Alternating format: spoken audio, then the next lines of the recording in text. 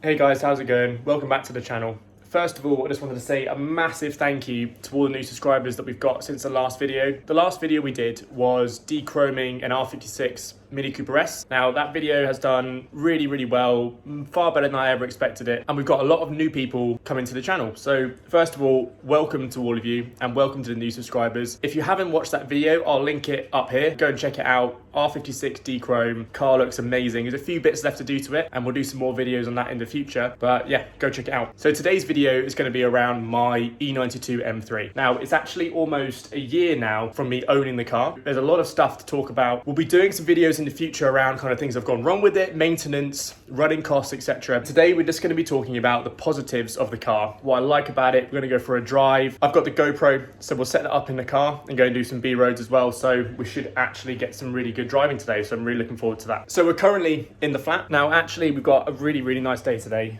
So I can't wait to do it. Finally, the roads are dry. As you can see, lovely, beautiful sky. Most importantly, tarmac. Tarmac is dry. So I'm gonna grab the GoPros, gonna grab the car keys, we're gonna head down to the car. First of all, we need to go and get some fuel and then we'll start to head out towards the back roads. So let's go. Okay, so we've got car keys and GoPro. So I think we're all set to go. Let's head out. Okay, so here she is. Live in a flat block, so I currently parked the car outside. We've got a good space. I prefer to be in Undercroft. She's got their own designated bay down there, but here she is.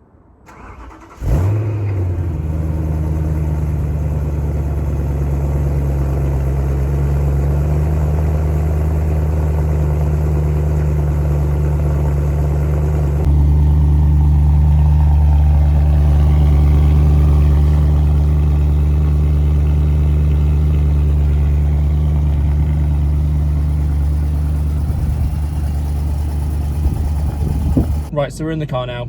As you can see, I've got a Alpine White 2007 E92 M3. I put some photos up now. These photos are all from my Instagram, which is at M3Floor, where I post all photos and content regarding this car. There's lots of content on there, from videos to photos, Instagram stories. So if you want to stay up to date with daily content on the M3, then please go and follow that. So we've got everything set up.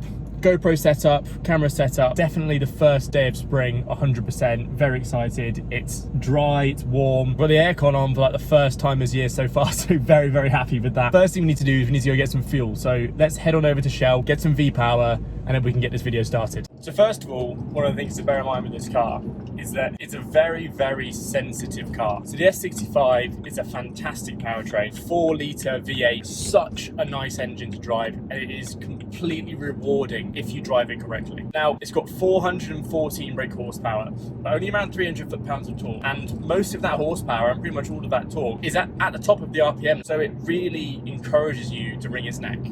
Now, if you're sat in 5th doing 40 and you put your foot down, this is not a modern car.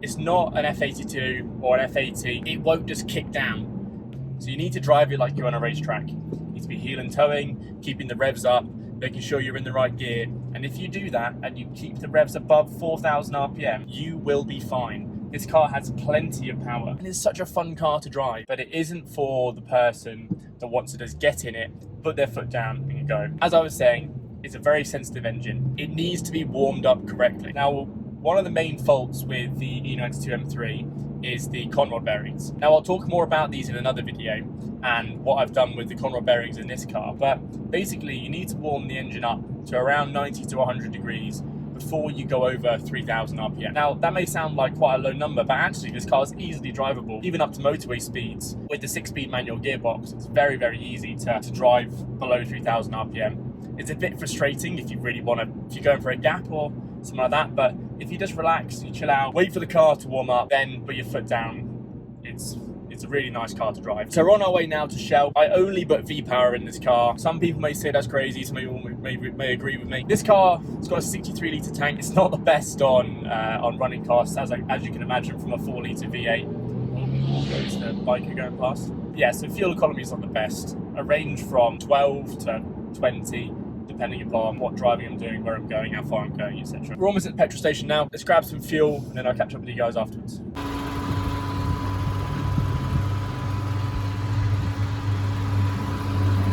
Right, so all filled up with fuel, £43 to put in just under half a tank. We're now saying that the car will do 280 miles on a full tank at 21 miles a gallon. So it really isn't the best for fuel economy. And to be quite fucking honest, it's quite frustrating when you're trying to go a long distance because you have to keep fueling up. We want to go and do some runs in Wales, and that's great, but I end up doing like 2 or 3 tanks of fuel in a day if we really go for it. So it quickly adds up. Now, I live in Berkshire, and there's actually some really good driving roads around, but the car's about half temperature, or about 60 degrees. It really needs to be up at 100 before we start pushing it. So we're just going to go, keep the car under 4,000 RPM, wait for it to warm up. As soon as it does that, we'll turn around, head back, and then it's a perfect road that I really want to go and drive. So why did I buy this car? Well, this is my dream car, to be completely honest. When I was 11, I had a picture of this car on my wall. I was fascinated by it. I've always loved M3s, I've always loved BMWs, and I was just so fascinated by this car. I thought it looked amazing. I was so happy with the engine and the power delivery. I just remember watching Fifth Gear and Top Gear, especially Top Gear, when when Jeremy Clarkson and Richard Hammond were going the RS4 versus the C63 AMG versus the E92. I just remember that episode so well, and I remember thinking, I want one of those cars. So when I left school and I started to drive, I went, I'm going to set myself a goal. And I set myself the goal of buying this car. Now, I didn't realise I was going to buy this car so soon. And to be quite honest, I've been very lucky in the way that I've managed to be able to do it. But this was my dream. I went to work to earn money to buy this car. There was no other reason. Others wanted to go on holiday, they spend their money. I saved it. I wanted this car. This was what I wanted. I bought it around Easter last year, so we're coming up on 12 months of ownership. To be quite honest with you, it's been an absolute pleasure. I absolutely love this car. It's so fun, it's so easy to drive, and the power is just completely usable. If you keep it in the low RPM and you keep it at low speed, then it's a daily driver. I daily drive this car. Now, to be fair, when I bought it, the plan wasn't to daily drive it. I actually had a second car at the same time. Events happened, and now I'm daily driving this car. I can sit in traffic. I've got the manual gearbox as well. I didn't go for the DCT. I test drove both, and it's a bit of a controversial opinion because I know a lot of people on the forums really like the DCT. Now, I'm not saying that DCT is a bad gearbox. It's fucking fantastic. Like, I drove one. The gear changes are ridiculous. It's so quick. An easy car to drive, and ultimately it is faster off the line than this car. Now, I chose this car with the 6-speed manual gearbox because I just found it more engaging. I found the drive better. I found being able to heel and tow. For me personally, I just wanted a manual. And originally, to be fair, this car was always meant to be a weekend toy. It was never meant to be a daily driver. The manual always just made sense from that perspective. It was more raw, it was more fun, it was just easier, and I just wanted a clutch pedal, to be honest. So the car's coming up to temperature now, so we'll just kind of go down into fourth, give it a little go.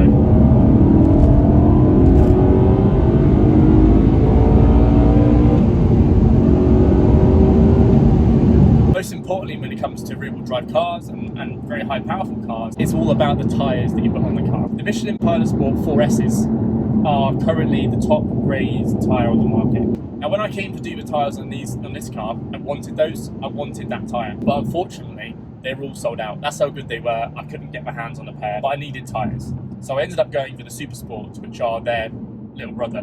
And actually, I've been so happy with these tyres. They grip fantastically. Ultimately, these tyres are great. And in the dry, they grip. Get some heat in them, and you're off. You're fantastic. So what's this car been like to live with for a year then? So I guess it all depends upon what you want from a car. If you're looking for a car that you can get in the morning, drive as hard as you can from the minute you start it up, and then get in it and drive home and do exactly the same thing, then this probably isn't the car for you. You need to care for this car. I mean, you've got to wait for the cold start to happen, warm the engine up before you even think about ragging it. You really have to be invested in this car before you buy it. But for me, it served the purpose, and it's fantastic, and I wouldn't have any other car. I literally love this car more than anything I've ever had. So the spec of this car, this is a 2007, so first edition, E92 M3, 6-speed manual transmission, and I've also got the EDC suspension. So that's the electronic dampening control, and that gives me 3 systems. It gives me comfort, normal, and then track. You have the M button on the steering wheel. That M button allows you to configure as many of these settings as you can. And I've got mine set up, so I've got the power button on, which increases the sharpening of the throttle. I've got it in normal mode on EDC. I keep it in comfort most of the time anyway, because it's a lot comfier. I've got the Servotronic weighted steering wheel on there as well. Now the looks, I think this car has aged beautifully. 2007, so it's 13 years old. Really think it just looks really modern. Now there's a few bits that I'm still yet to do to the car. I want to put the carbon splitters on the front, need to get some M359 wheels and kind of a brake upgrade. And these are all things that I'll be documenting on the channel as well. So if you've got this far and you're interested in all of that, please make sure to subscribe. It really means a lot. It really helps me out. It gives me motivation to make these videos and showcase kind of the journey of this M3. Okay, so we've reached one of my favorite roads. It's about 10, 11 miles long, lots of overtaking places. Let's go give it a bash.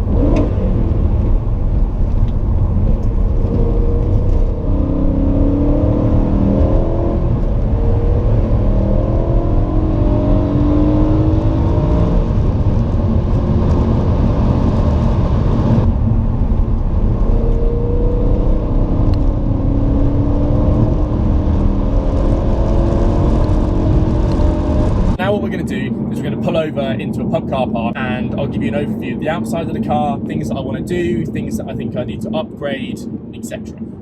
So let's do that. Here we have in all her glory, Alpine White 2007 E92 M3. And it just looks so mean. I just really, really love the look of this car.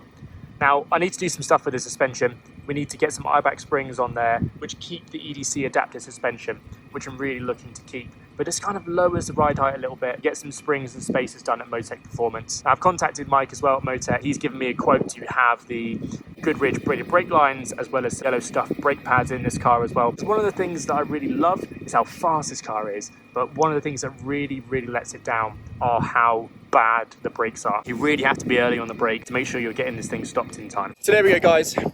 Hope you enjoyed the video. Thanks very much for sticking around this long. If you did and you enjoyed it, please subscribe and like the video. New videos come out at 6 p.m. every Sunday, so please stay tuned for more. Thanks, we'll catch you in the next one.